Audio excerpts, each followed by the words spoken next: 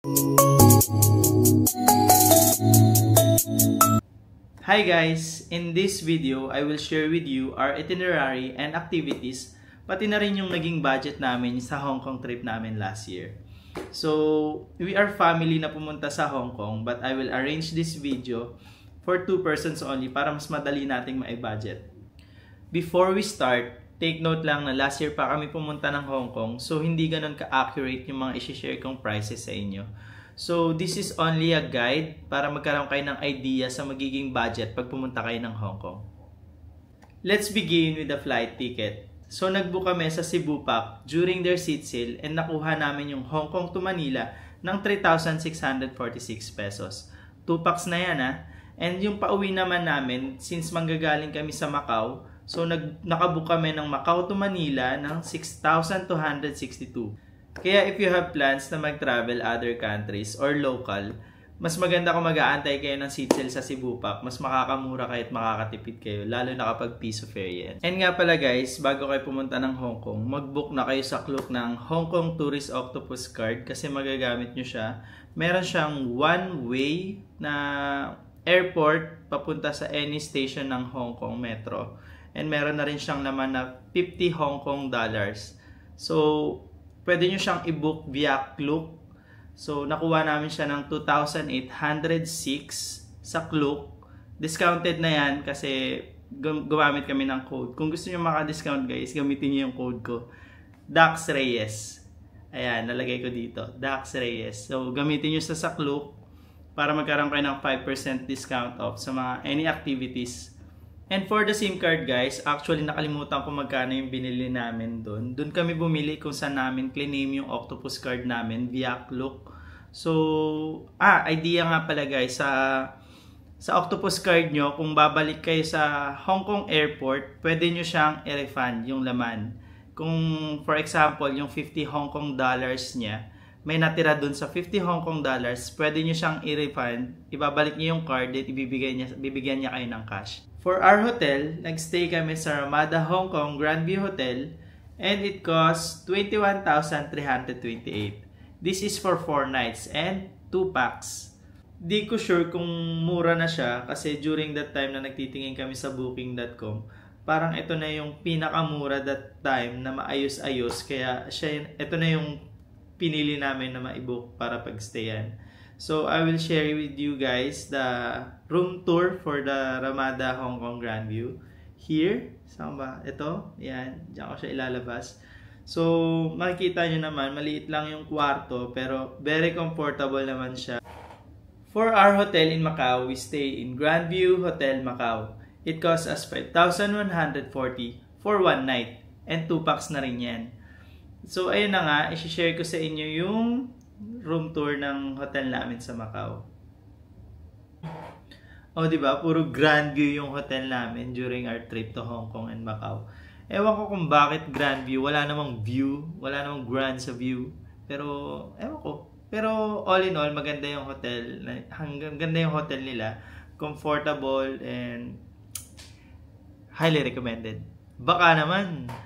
Let's begin the itinerary and activities.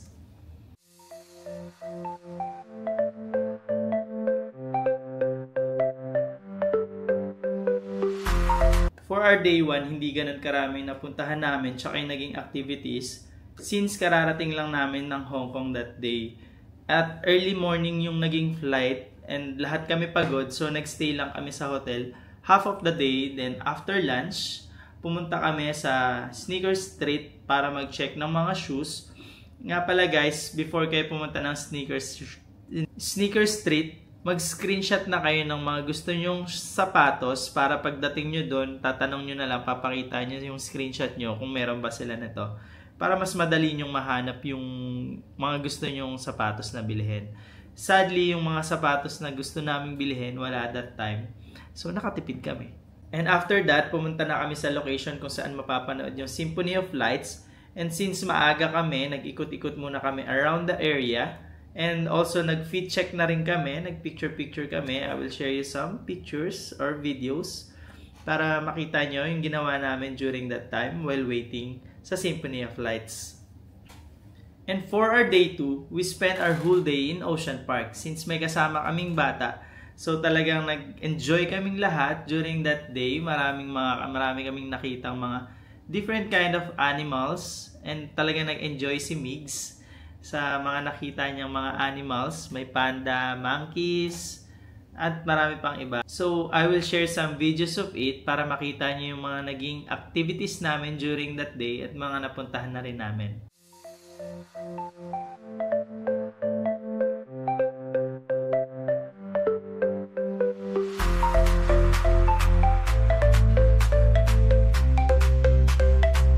So for our day 3, our first stop is Ngongping Village. So guys, pumunta kami dyan, nag-bus kami. Hindi namin alam na may metro pala. So mas mabilis kapag magme-metro ka. So parang napatagal yung biyahe namin kasi nag-bus kami. So anyways, maganda naman yung naging experience namin. Natulog kami sa biyahe.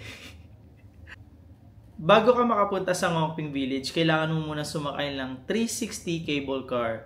5 to 10 minutes ata yung biyahe niya papunta doon. So, nag-enjoy kami during that time na nasa cable car. Picture doon, picture dito. And then, ang ganda ng view mo. Makikita mo yung mountain talaga. Yung dagat, makikita mo. And pagdating sa taas, doon kami nag-lunch.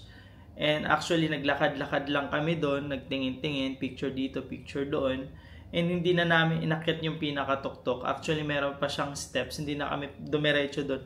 Kasi nga pagod na rin kami and talagang haggard na kami during that time kasi ang init. Ang init talaga kasi summer time nila ata dun sa Hong Kong that time. For our next stop, pumunta kami sa The Peak Tram kung saan yung Victoria Peak. So papakita ko sa inyo yung video namin paakyat tsaka yung view sa Victoria Peak. Napakaganda niya. Sa Peak Tram pa lang napakaganda na. Kaso sobrang dami ng tao nung pumunta kami.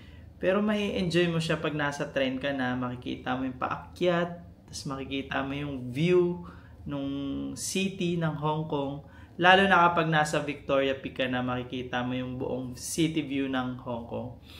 Napakaganda. So you better try it. So for the last activity in day 3, which is Aqua Luna Victoria Harbor, sumakay kami ng ferry, boat, anong tawag doon?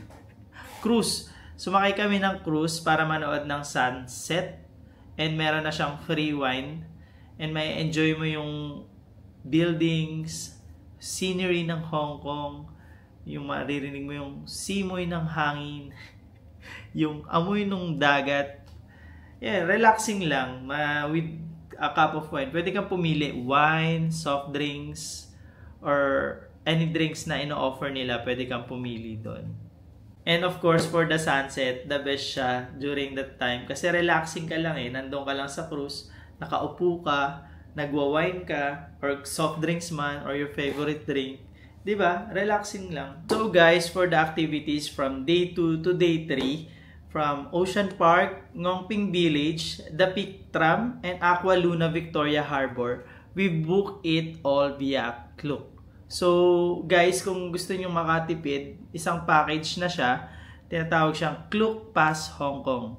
So, nabook namin siya ng 12,215 for 2 packs na. Papakita ko yung mga list na kung ano yung kasama sa package niya.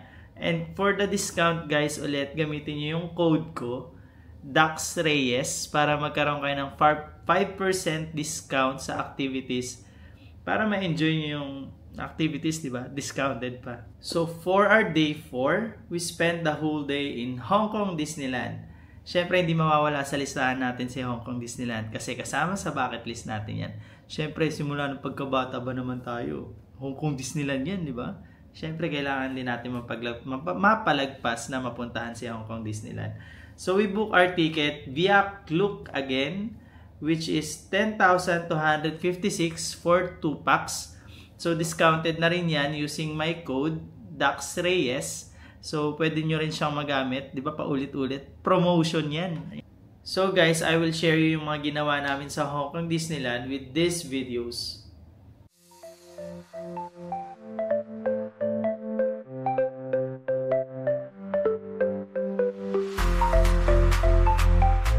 So, guys, for our food in Hong Kong Disneyland, we book a dining offers via Klook which is 3,626.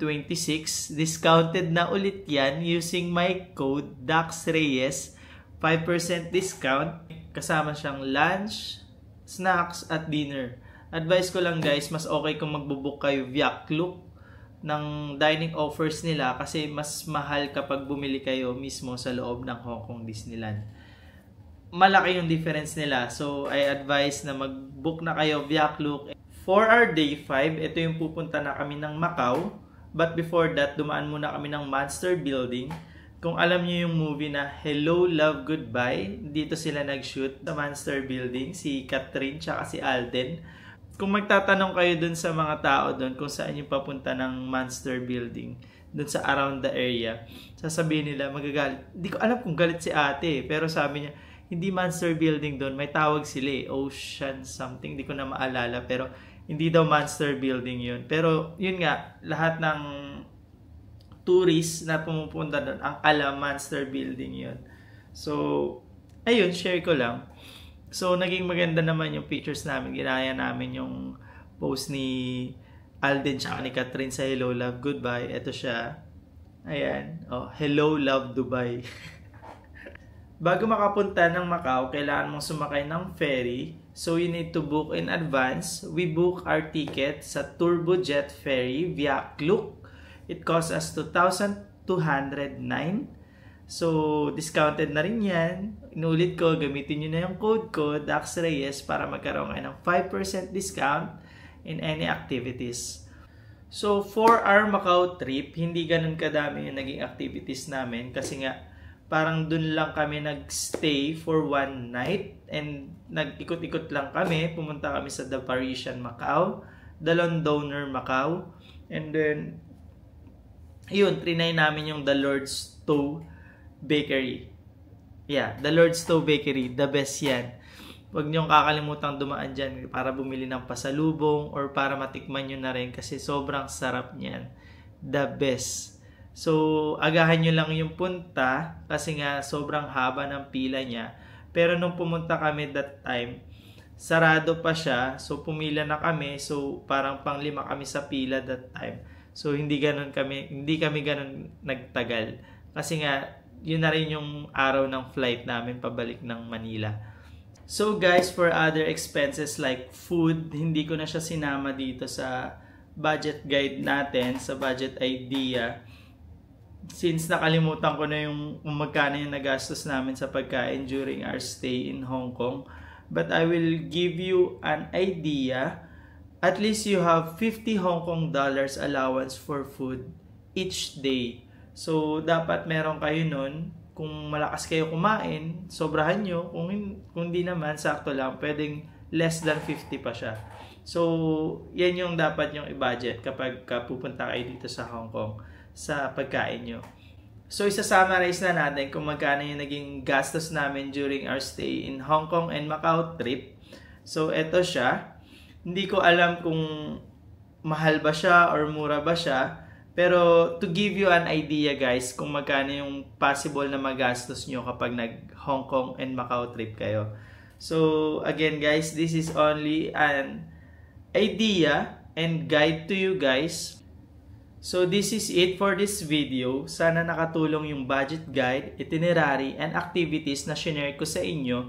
Sa mga nanonood dyan na naka-experience na ng Hong Kong o nakapag-travel na sa Hong Kong, you can comment down below kung magkano yung naging budget nyo para yung mga nagpaplano pa lang na pumunta ng Hong Kong or mag-travel, magkaroon sila ng idea kung magkano ba yung magagastos nila kapag pumunta sila sa Hong Kong.